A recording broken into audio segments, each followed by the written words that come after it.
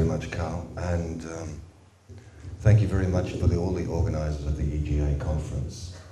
It's such a wonderful thing to be able to be present with everybody here that have all formed little streams and rivulets in the plant world and the world of consciousness, and that this particular context, this EGA conference, is here to be able to give voice and expression and convergence to all of these wonderful little myriad little streams.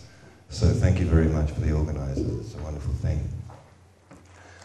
Today I want to speak about the emergence of new paradigms from ancient shamanic cultures. And in particular, I'd like to divide that up into two parts.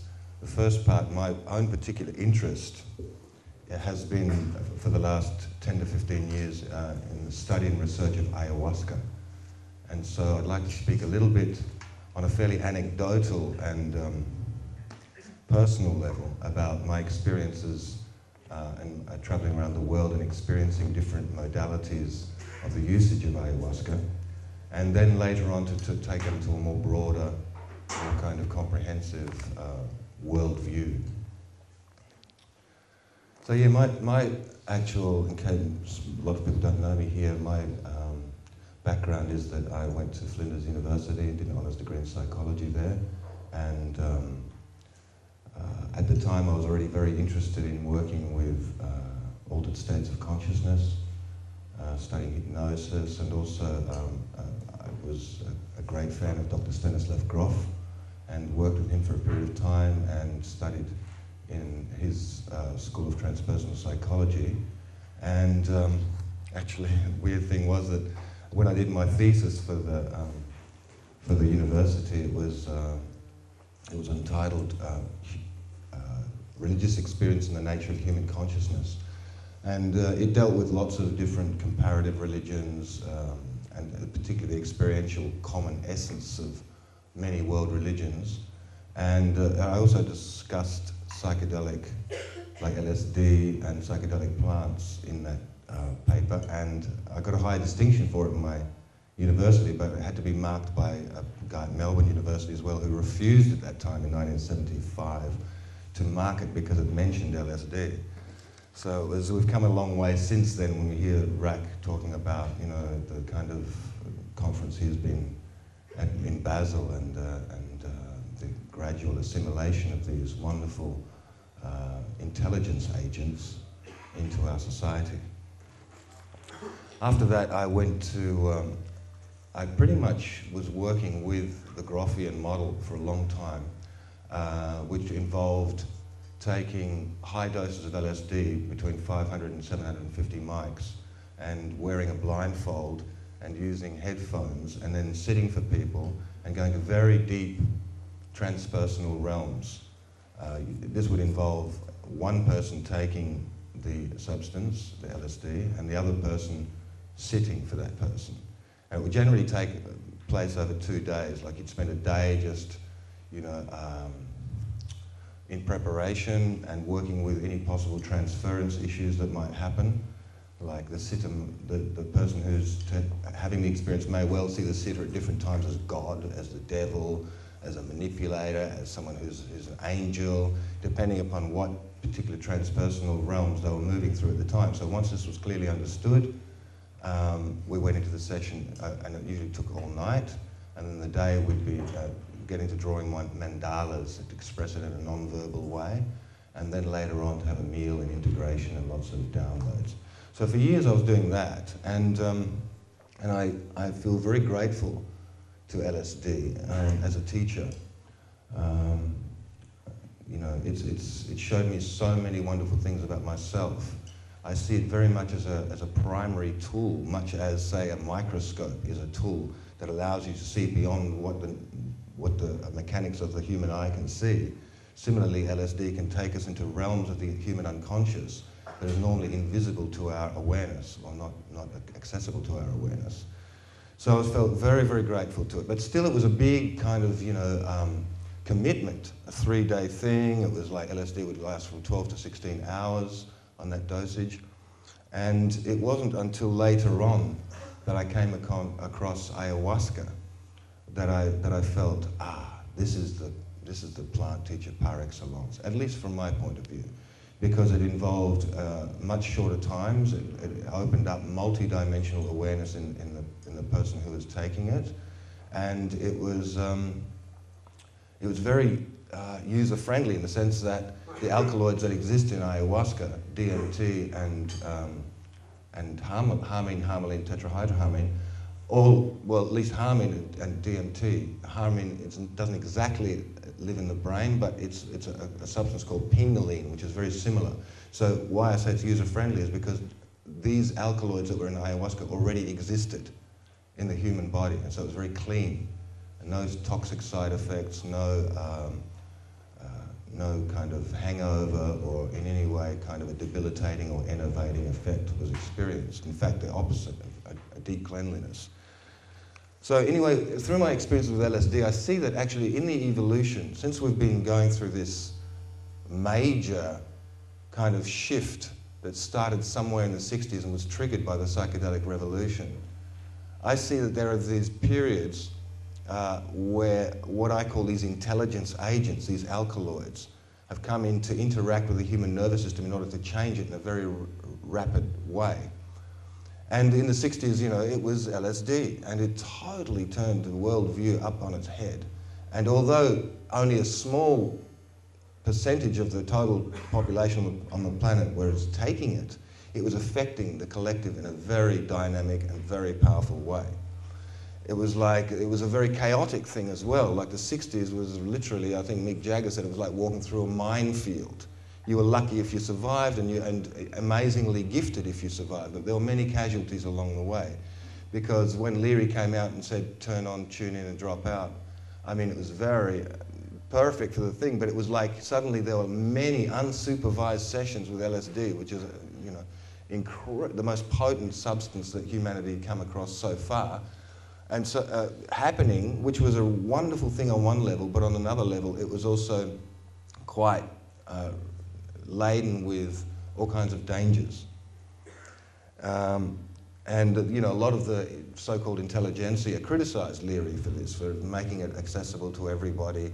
And they said, well, you know, it should have been more along Aldous Huxley's view, where it should have only been given to scientists, you know, religious leaders, people who were stalwarts of the society, and through that to change society. But I can't help but feel that Leary did his thing. He was a wild boy. He was an Irish wild boy and a mystic, and his heart was in the right place, and he released it in a way into the subculture, and which had its own effect.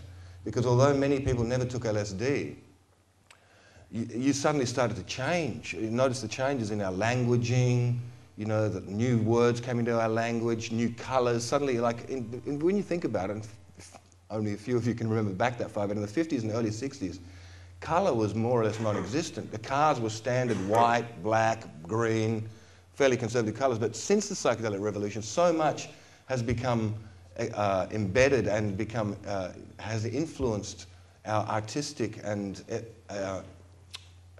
view of the world, that even people who've never ever taken LSD have been affected by it. So I see LSD as the first major intelligence agent in terms of an alkaloid that hit the society en masse and caused major change. The second one came in the 80s with MDMA. And that was also quite an amazing thing, because suddenly there was all these people turning on with MDMA. You know, like you had sometimes thousands of people in Hyde Park or in Trafalgar Square in London or in many other locations around the world, all turning on with MDMA at the same time and really releasing this wave of heart energy into the collective. And my own personal experience at that time was that I was working at a place called the Humaniversity in Holland, which is a therapeutic community dedicated to working with consciousness. And that particular institution was given dispensation by the Dutch government to use MDMA legally, as long as written reports were given afterwards. And so we were using it collectively and therapeutically in Holland at that time. And it was quite an extraordinary thing, because once again, if your intention follows that way, where intention goes, energy flows. And my memories of those times are just amazing. I mean, We were taking it in groups of like, 100 people at a time in one room, and everybody would just be turning on at the same time, and there'd be a total meltdown. At that time, we wouldn't just be idly using it. We'd be like doing meditations, there'd be a lot of one-on-one material happening, there'd be kind of structured work happening with the taking of the MDMA. And I felt that that was also a time in the early 80s and mid-80s when it was really, this new intelligence agent was really affecting the collective unconscious in a very dynamic and very profound way. One that was not as chaotic as the LSD explosion. And because it was a designer drug, it was very specific in the way it acted upon the human organism. It didn't fuck with your head or your sense of ego as such. And so it was, in that sense, more safe for people to just let go and open up and really come to their own truth, what was happening for them at that time. Later it got assimilated into the dance culture, and it had its own kind of sojourn within that particular shamanic modality. And I felt it was like really, really amazing at that time. It was like really doing its work. But with all of these intelligence agents, it's all to do with intention as much as it is to do with the substance itself. And once the intention disappeared from it, which I felt did happen at a certain point, where it became more hedonically inclined, where people took it for kicks and for getting, for sex and for just getting out of it, the whole thing around MDMA, I don't know if any of you have this experience, changed. At least it changed a lot from that initial burst, which I felt it was like really benign in the body, and it was really like doing such good work on me and the people I was working with. But later on, the reason I stopped taking it was because I felt it was harmful to my body.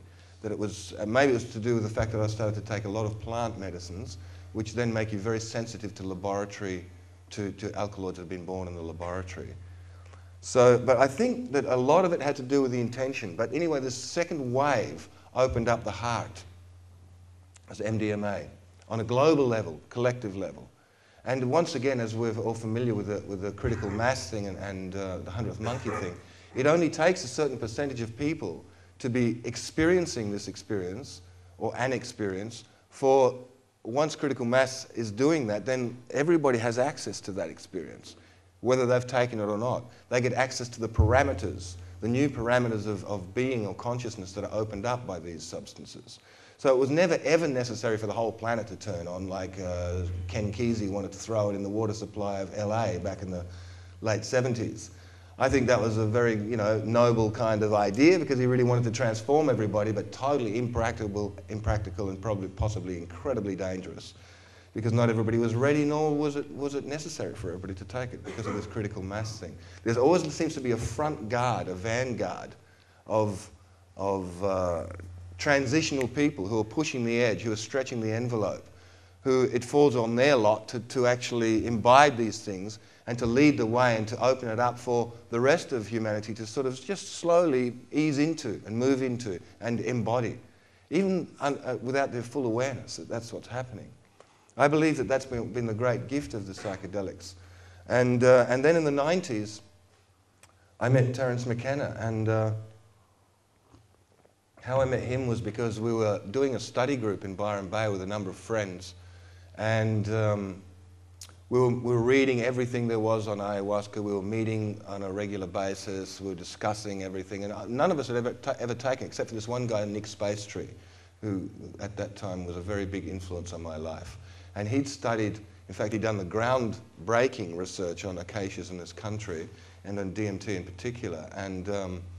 And so I was very fortunate to make his acquaintance and to glean so much information from him at that time.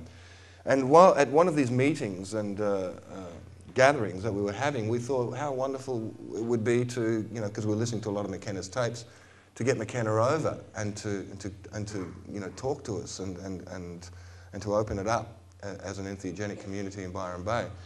And because a friend who was attending the talk did actually know him from Esalen Institute, at least hadn't made an acquaintance with him, he fairly innocently just wrote off to him and asked Terence if he was interested, and he said, yeah, sure, totally up for it. And so he came, but of course then the whole thing blossomed and bloomed in the sense of Terence then did a whole national tour. But it was originally just catalysed by this desire for us to sit with him and pick his brains.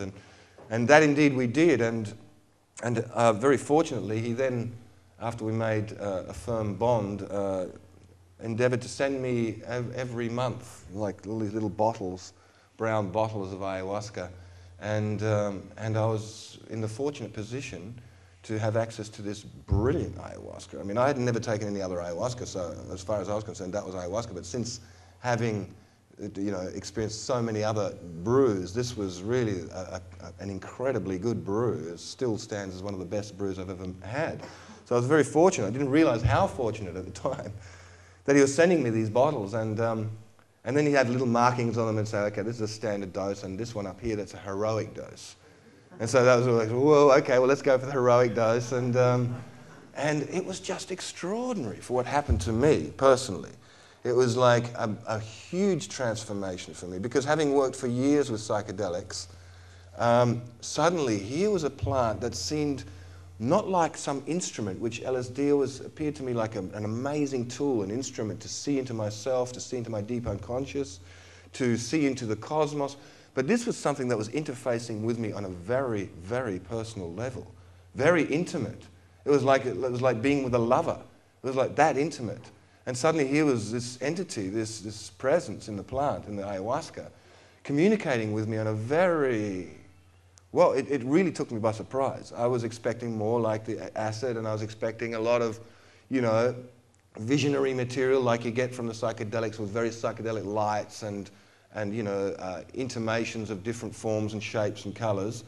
But here suddenly I was confronted with a whole topography, a whole landscape, fully crystallised, fully holographic, fully like formed, as clear as I'm looking at you, as clear as this room is right now. And it was like, it blew me away. And the series of visions that I had in those early sessions were absolutely fundamentally transforming for me. Later, when I started giving it to people, quite some time later, a couple of years later, I just assumed everybody else was going to have these same experiences, but I realized that they weren't. That in fact they were having the experiences that they were ready to have, and that the plant was interfacing with them uniquely, individually, with each one. So it was not like I could predict, okay, you're going to experience this or that. When at first I thought that was possible, because I just assumed that everybody would be experiencing the kind of openings that I was experiencing. A lot of people experience fear. A lot of people experience, like contraction. A lot of people experience other kind of openings. But what became clear to me was that I didn't have a shaman teacher. I wished that I had a shaman teacher, that I could have someone to show me the way. And because I didn't, I just had the tea, and I would ask McKenna anything I needed to know. I realized that it was the tea that is the teacher. It's the ayahuasca itself. And that the ayahuasca itself goes across cultural bounds. That it's not necessarily just locked into the Amazonian worldview or their cosmological belief systems. Indeed, that's where it's come from, and certainly that's how it was practiced there. But it became apparent to me at a very early stage in my development with ayahuasca that ayahuasca has no face. It has no agenda in terms of a belief system. It takes on the qualities of the cup that you pour it into. And by cup, I mean the context. And this is something that I would like to go into deeper, this idea of a context for ayahuasca, because the ancient shamanic modality for ayahuasca, as most of us are familiar with here, and certainly if you go to South America, you'll experience, is a kind of a folkloric shamanism, which involves nature spirits. It involves, communicating and having dominion over and with the jungle on a multidimensional level, but that the jungle was the central metaphor, if you like, through which ayahuasca worked and awakened. And the shamans in the jungle are very, very adept at the usage of ayahuasca to have dominion over the forest, which is their surroundings, and that the forest for them is the mother, is their pantry, is their pharmacological, the chemist, if you like. It's everything. The mother forest is the central entity within Amazonia. And so I eventually did get to, after, I spent 3 months doing what they call a dieta here in Australia, where you're on a very strict diet and sexual abstinence and drinking every second day, and you get an amazing download. If you come to the medicine in that way, sincerely, and quite innocently, as I was doing, almost ignorantly, because I had no shamanic training from the traditional ayahuasca sense, she will open up. The medicine herself will open up as a teacher, if you're sincere, and give you the whole download of whatever it is you need to know. And one of the things that was coming through to me was that, you know, I'm a Westerner in a Western body with a Western mindset. And it's not necessary for me to go and learn how they do it in South America and to learn with the rattles or the chicapas or the...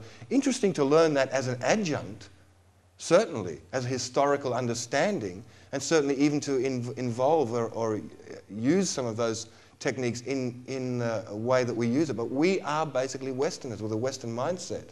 And it's very different from an Indian living in the jungle in the Amazon. And so the tea started telling me that basically she is a universal presence who has been around from time immemorial and could be said to have existed in the Soma of the Vedas and the Kikyon and the mystery, Eleusinian mystery rites of Greece, in the, you know, the rites of the Sufis and Zoroastrians in Iran. Many, many times she's the same presence. She's the presence like an emissary of Gaia, of the one spirit which is planet Earth, the multidimensional spirit, speaking through these herbal concoctions, whether it's soma or ayahuasca or any one of a number of different substances that have been used by humanity over the millennia, and that she is there to always open up, stretch the envelope, and that because the last 5,000 years have been predominantly masculine-oriented, like male-dominated consciousness, and we're about on the cusp and about to re-enter into the feminine co-creator kind of awareness, that she is making, again, her resurgence. And it's also the reason why, you know, like early in the 90s, I mean, nobody had ever heard of ayahuasca, ever. You spoke to them about ayahuasca and they go, what? Never heard of it? No. But now, at least most people have heard of it. And so she's finding her way back in. And it's like I see the ayahuasca herself, like the way she grows in the jungle with the tendrils climbing high above the trees and through the trees and in and around the jungle. Similarly, in the etheric body of the planet, of Gaia, she seems to be doing the same thing. Her tendrils are reaching in the most wonderful places and popping up in the most unexpected places. And that she's doing so in a very intelligent, very subversive, but an intelligently subversive way. It's not confrontational like when LSD first came. It was like, wow, the revolution, up against the wall, motherfucker, you're all dead. You know, this is finished, this society is fucked. Well, that's true, it is. It's the nature of the old to die, and it's the nature of the new to be reborn. But she's so much more subtle in the way she expresses this. It's not, she doesn't actually pay too much attention about that that's dying, but more focusing on that which is being reborn. And I say reborn because it's not something new. It's an ancient shamanic way that has been with humanity since time immemorial and comes back in cycles. And we're about to experience we are experiencing a major explosion or expansion of that cycle of return, the return of the shamanic way and the return of the feminine. And so, because she was downloading this kind of stuff to me about the cultural context not being that important, that it's actually the experience of non-separation and the apprehension of multi-dimensional layers of our being and of the being of Gaia, of which we are walking, talking aspects, that we're not separate from it. For so long in the West, we've treated nature as something to pull apart and put back together, see how it works, and let's exploit it and use it and put it to our use, all the time thinking we're separate from it. This is absurd. And when you drink a good dose of ayahuasca, that's one of the major things that hits you, is this that you are it. I am it. I am just a walking, talking aspect of this Gaian experience. I am the human embodiment of that Gaian experience. And the tree is treeing, and the river is rivering, and the human is humaning. And we're all aspects of it, the one thing. And so this is the greatest gift, especially for the West, where we've become so divorced, so alienated from the mother, and not really knowing what to do with it, kind of perplexed and in a way puzzled by it, because we've been conditioned in the way of the scientific way. And so long, science and shamanism and mysticism have travelled parallel paths. Ne'er the twain should meet. But what's happening right now is there's a convergence of all of these paths. And actually, the ones who sound more like mystics now are the physicists. The physicists are the new mystics. They're the ones bringing what is truly happening on the microcosmic and the subatomic level, which extrapolates out to the macrocosmic level, into galaxies, and to experience within this galaxy, not just this solar system, and our place within it. And ayahuasca seems to be a portal, an opening to those dimensions of beings who have always assisted the unfolding of life on this planet. And that we are about to meet our brothers and sisters of the stars in a major way, because I'm a very skeptical person. I didn't ever believe in UFOs or extraterrestrials unless I see them myself. And the very first time I took ayahuasca, I thought, oh my God, I've been so busy looking out, looking out for them, that I didn't realize that that's all coming in on a psychic level. They are present, have been present for a long time.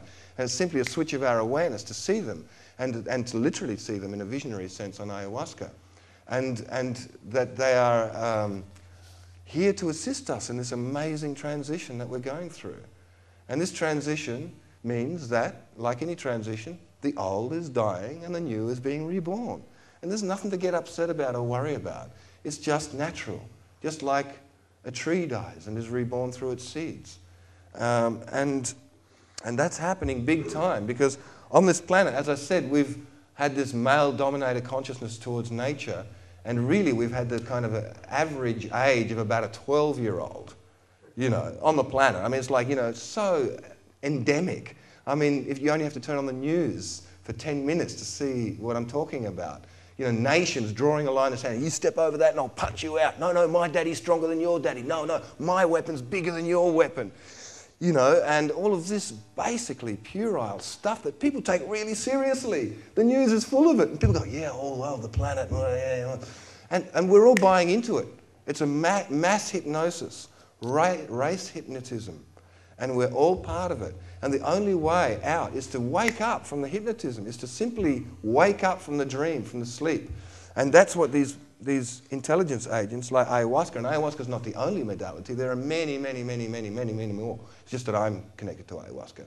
I mean, many modalities that don't involve taking substances, that are simply, therapeutic processes, workings of consciousness, understandings, meditations, which are all facilitating the same shift that I'm talking about in relation to ayahuasca. So it's a shift of coming out from a fairly pubescent kind of worldview into growing up into adulthood. And I always look at the planet in that way too. It sort of is like, Gaia is like she's going through puberty. It is like, that's how, it's that big. The change she's going through is that major.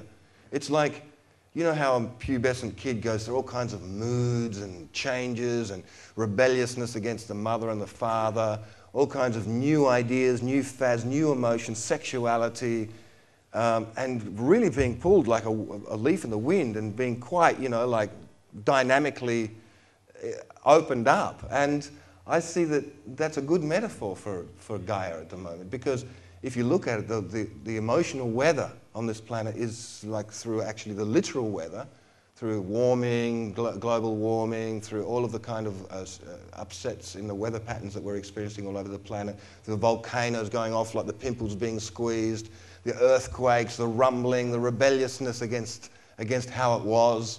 And it's physically, literally seems to be going through something like puberty.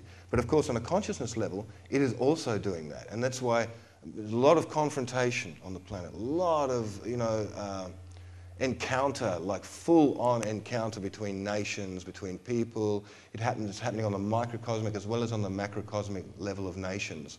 But certainly we all know it from our own lives. If we really look inside, all kinds of shifts and changes and transformations are occurring.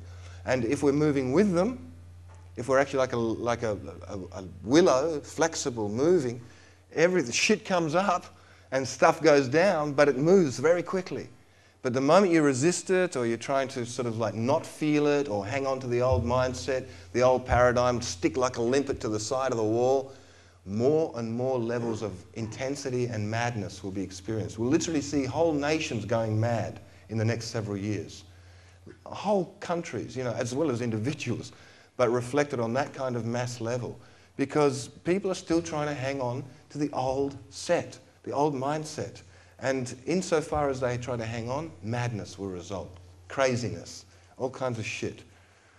And so, like, these, in the face of such massive change on a physical level, on an emotional level, even though we're at a total end game, as Rack mentioned earlier in his talk. We're at an end game sociologically, politically, religiously, on almost every level. We're at an end game. There is no logical extrapolation for us to go, okay, well, the next step is this. Because we've taken it and stretched it so far, as in the Western culture, that we've become a massive threat to ourselves. And there is no way out. It's literally no exit. It's like Grof's second birth perinatal metrisy, where you experience yourself as in the womb, where the fetus is growing in the womb, and there's just total, oppression. This feeling of being locked in, of not being able to move, of where do you go next. This is what's paramount on the planet today. The only wild card for this, and this is something that ayahuasca shows very clearly, is the wild card is consciousness, is simply perception, how we view ourselves, how we view each other, how we view Gaia, how we view the whole phenomenon of existence. This is the key. And this is something that the so-called purveyors of power and control on this planet have no control over. And this is the key for each of us to break the race hypnosis. And that's why I say that ayahuasca is an amazing tool. It's a tool par excellence to give oneself an experience of non-separation, that we are one with nature, that there is no separation, and that we're about to grow up. As a species, we're about to flower in consciousness. It's a normal thing. Unprecedented in our history, I admit. But it is a normal thing, just like when you plant a seed. A plant will grow. If you're lucky, it'll grow to fruition and a flower will come. And that flower is a miracle. But no less a miracle as the flower of consciousness on this planet, the flowering of consciousness. And I believe that this step that we're taking has no kind of we can't look backwards in terms of our history, because it's only 5,000 years old. His story, literally, it came when the masculine energy came in 5,000 years ago. There is no kind of rule book that says how to deal with this crisis that we find ourselves in. But in the ancient shamanic way, it may not be written history, but this has happened many times before. And somewhere in our very DNA, we know it and we recognize it. And it's just a matter of opening up to that awareness, which will allow people, initially a significant group of people, a critical mass again, to open up to this way, this modality, this ancient modality. It's not something new. It's actually it's the return of the shamanic way. And when I say the shamanic way, it's the feminine. It's the co-creationist kind of experience. And that's when we see that in so many expressions, like in a dance culture, in the re-emergence of the plants as being purveyors or facilitators of moving through this transitional period, and teachers. And so, like, these new paradigms that are emerging are not something that has been, as I say, written about or that people have worked out in a kind of a model or a... But what we can say is that they have existed before, and that out of our very beingness, out of our willingness to move through this transition without fear, these new models, these new paradigms will emerge, cannot help but emerge. In fact, one of the things I saw in ayahuasca was that, and which gives me a lot of hope and a lot of faith, is that it's already happened in spirit. This whole shift that we often talk about, this re-emergence of new paradigms of ancient modalities, has already occurred in the etheric worlds, let's say in the astral. But we have to play it out in time, because we're physical beings in a physical body. We still have to play it out in time. And so, the whole drama has to become complete. And I think McKenna talked about the idea of a strange attractor that is somehow moving us, we're moving towards this aspect of ourselves, calling to ourselves from the future backwards in time, and that it culminates in 2012. And that in 2012, this awareness will descend that, oh, of course, it's something that is so familiar to us, and something that we'll feel so intimately true. But it's still unfolding. And as it's still unfolding, sometimes you can't see the wood for the trees. And so it's still in that state of, I don't know, what's really happening? But this brings me to the idea of contemplating the initiatory process. Initiations have been classically used through time immemorial to open up new dimensions of awareness in an individual or in a group. And it would classically involve facing death, like an Aboriginal boy at 12 would get taken by the men and get the shit scared out of him, and really think that he's going to die, and also going through that experience, be reborn into a new awareness, into a man, and have new information transmitted and passed through to him. Well, I think we're going through a kind of a global initiation in that sense, and this global initiation is of absolute importance for us to be able to make the breakthrough, the quantum leap in consciousness that I'm talking about. It's absolutely necessary, and often I used to think, oh, it's so bad, how can the world be so unjust and so bad and all this shit going down and the pain and the abuse and the misery. But then I look at it and I go, well, actually, that's what you do on the third dimensional plane. You work out those kind of baser emotions. And when you understand there is no such thing as death, that death is just another transition like birth, that consciousness lives on, then you go, wow, what an amazing device. That we live in a world like in the third dimensional plane, that we can actually get to rub up against life and knock against it and have friction and feel and learn and be like a diamond that's rough, but we're polishing it all the time. Until such time as it's not necessary to experience the third dimensional plane and all of its, difficulties. And so I see that this global initiation is of paramount importance. It's like, in order for us to really make this shift, we need to experience the pressure, be in the pressure cooker, be in this situation where we may all fucking die, where the bomb might destroy everybody. And you've got things like North Korea and Iran and America and the cabal, the Bush cabal in the White House, the Night House, with the neocons. I mean, you think, oh my God, they're to blame for everything. They're the ones that are causing all this shit on the planet. It's very easy to do this. But when we're doing this, we're again standing separate from Gaia and going, them, they. And again, we're projecting, which is what they're really good at. Bush, when he points at Iran and goes, terrorist, all he has to do is turn around and go, who's the real terrorist? It's simply a projection of, an unconscious projection, shadow projection of what he is already doing. But given that context and that framework, one can see that actually we need the George Bushes on the planet.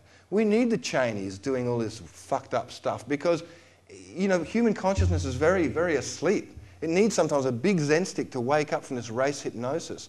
And sometimes maybe it will take some real disaster in order to wake us up. Now, they've been a great example of how to use a disaster to make people go asleep, like what happened with the 9/11 thing. But at the same time, when people face the possibility of mass extinction and mass annihilation, you can't comfortably go off to the office anymore and think, oh, well, it's just me and my family and da-da-da-da. And, everything is uncertain. Everything is thrown up in the air. You can't really believe in the religious beliefs anymore, although you do, most people I'm talking about. And you can't really believe in the politicians, but they do, because what's the alternative? Better the devil you know and all of that kind of rationalization. So people are living in a kind of a lie, and they know it, and they don't feel good about it. We don't feel good about it. It's something that niggles in there deep down going, well, what can I, but then the dilemma, what can I really do? How can I really make a change? And when I was younger at university, I got like 8 political convictions from, banging my head against the system thinking I could change it by doing the nuts and bolts. But the way we can change existence and the way we experience existence on this planet is to change ourselves and to change the way we perceive the world. This is an incredibly powerful act. This is an act where we're taking back the power into ourselves because we're all creators. We're all masters of creation. We're creating moment by moment this reality. And some people say, oh no, I'm not a master, I'm so buffeted by life and this and that. Yeah, well then I would say you're a master of limitation, but a master nonetheless, because if you choose to create limiting situations in life, that's your choice. And you may be doing it unconsciously, but you're still doing it. And you are still a creator. And that's the truth of it. And this is where the people like, politicians and priests, the mafia of the soul, have always tried to hoodwink people that we need people like them in order to mediate between either the gods or the powers that be in order to have a good life and to live in a functional, kind of fulfilled way, when in fact the opposite is true. And this is where, I believe that these emergence of these new paradigms will only happen when a significant proportion of human consciousness, a critical mass, goes, fuck off, no, I'm the power in my life, give me the bone back. Go walk up to the gorilla and say, give me the bone back. And the gorilla is whoever we've made the gorilla, Bush, Howard, you know, the ones who represent the establishment. We've given them the bone. It's not that they've taken it away. We constantly give away our power, our energy. That's what we're doing. And then we complain about it. There's only one way, and that's to wake up. And that's to wake up to who we really are. And who we really are magnificent creators. We can create anything that the mind can imagine. And you know, this is something that ayahuasca can show you really clearly too. Because in ayahuasca, in hyperspatial realms, whatever you feel or think in that moment is manifested instantly. And that's why some people have really beautiful visions and other people have maybe demonic and difficult and challenging visions. It really depends where you're coming from. And I asked McKenna about this. I said, what's your advice to people who are going into these realms, you know, into these hyperspatial realms through DMT or whatever? He said, enter with the heart of an open child. If you can do that, that doesn't mean you don't have fear. That means you just feel the fear and do it anyway. I'm not just talking about DMT here, I'm talking about anything in life. And you just enter into that with the trust of an innocent child, knowing that it's all an extrapolation of your own consciousness, that Gaia is I am Gaia, this is the one thing, and that we are all the one thing.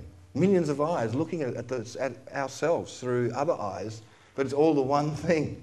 And so once that's understood, then we can really take the power back and create paradigms that will support life, that will love life, that will give positive, most positive extrapolations of human abilities and creativity and consciousness that we can imagine. And literally the limit is what we imagine. Because, as I said, in hyperspatial realms, it's instantly manifested. In the third dimensional plane, one thinks of something or believes something or feels something, and then over time, over a period of time, extrapolation of time, maybe weeks, months, years, it manifests in form. But by the time we experience it manifested in form, we've forgotten the original thought or the original feeling that set it into motion. And so we think we're at the behest of outside forces, that things happen to us, that, you know, that we get buffeted like a leaf in the wind by events and circumstances. Not so. And this is something that these teacher plants show us very, very clearly, is that we create our own reality moment by moment. And that it is in our hands to create a positive outcome of this transition or a negative one. And in the end, I don't really think that nature cares one way or the other. I'm sure there's been, maybe it's what happened around the time of Atlantis, where there's a huge just implosion, explosion of that culture, and it got bombed back into the Stone Age, except for a few little pockets of information that went to Egypt and Tibet and a few other places. But everyone else went back to the Stone Age. So I think, you know, in the end, nature or Gaia doesn't really have an opinion about it. It's just whether you're ready or not, whether we're ready or not. And so it's my fervent belief and my hope that we are ready and that we will use this global initiation, which is involves facing mass extinction, the extinction of our ideas, of our identity, of who we think we are on the planet and our relationship to it, and be willing to step out into the unknown, to have the courage to do that, and then to experience the incredible gifts that come with that act, where we can literally, we don't need to, I see this as the birth of the new man. It's like, it's not as if we're, as the way we've been conditioned is we always look backwards to see how people did it in the past, and then we do it however we do it now, improve upon it, incrementally or whatever. I believe that the new man will just go, whatever we want to create, right, I want to create this, and just imagine it. Just fully come from the creative space and create sociological paradigms, create devices, contexts, situations, which will further in such a wonderful way the evolution of human consciousness. Just in the same way it's been suppressed and held back, it can also be, the genie can come out of the bottle and create the most amazing thing. For example, all the technology that has fucked up this planet so far, can, if in the right hands, heal it. It can transform it. It can make this planet into a world park, the most beautiful thing. Just the awareness and the consciousness and the intention has to change. It is not the fault of technology, as so many people are willing to point the finger at. It's just another way of not taking the responsibility yourself. The same technology can make this place wonderful, a paradise. And all of the kind of infrastructure that's put in by the powers that be to control people can also be used to open up people, like all of the star television, satellite television, which is used to keep people in a state of fear, can also bring about a state of wonderful education and love for one's self and one's fellow human beings. So my feeling is that it's us that has to change. We are the ones. We are the ones who have the power. And we are the ones to which we must look.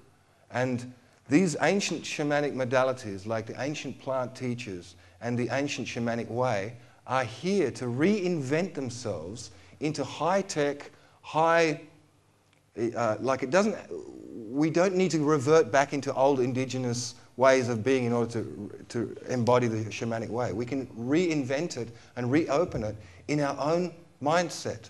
And this was harking back again to the very first thing ayahuasca told me. We have our own mindset, and whatever cup you pour it into, so consciousness has no flavor. It's just whatever we want to create with it. We don't need to look back to how it was done by old indigenous cultures. We can look back as a way of seeing they used a co-creationist way of being, but we don't need to copy exactly the way they did that. In other words, we don't need to go back into, we can do it in a high-tech way. And I believe that one example of that would be that we're coming back to tribal culture, we're coming back to communities.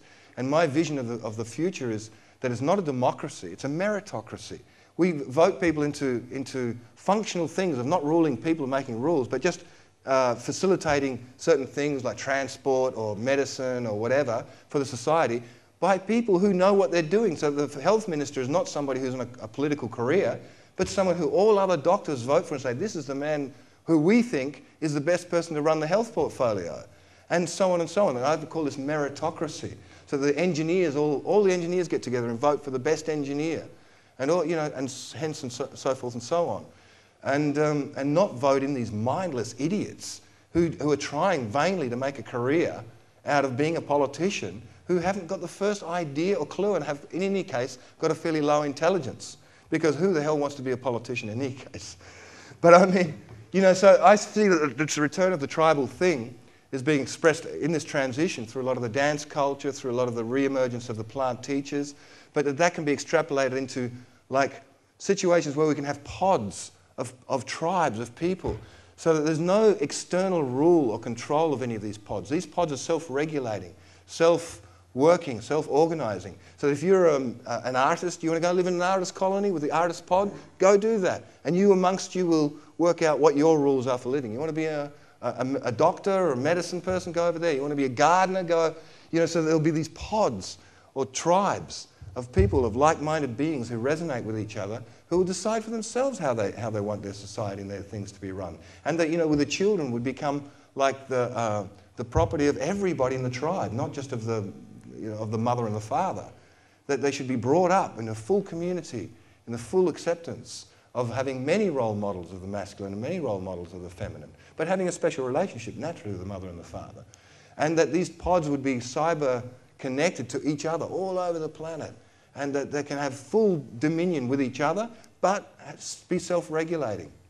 And I believe that these kinds of visions, which I'm now putting out, which are just my own visions, will take emergence, will take in manifestation in time.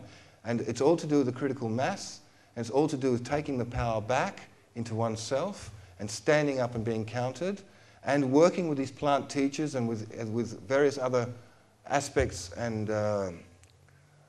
modalities of consciousness transformation to consciously co-facilitate this to occur.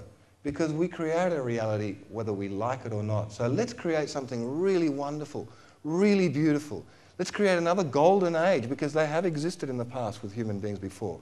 And as we do the procession of the equinoxes and the galaxy coming back from its 26,000 year cycle to Heaven's Gate, there is an amazing possibility that only happens once every 26,000 years, for us to make a collective leap into this co-creative awareness of I am another yourself, that we are all the one being, and as such can co-facilitate and work and interact with each other with that full awareness. And that these paradigms can then really take form, will take form. And actually, that's where I want to leave it. So thank you very much.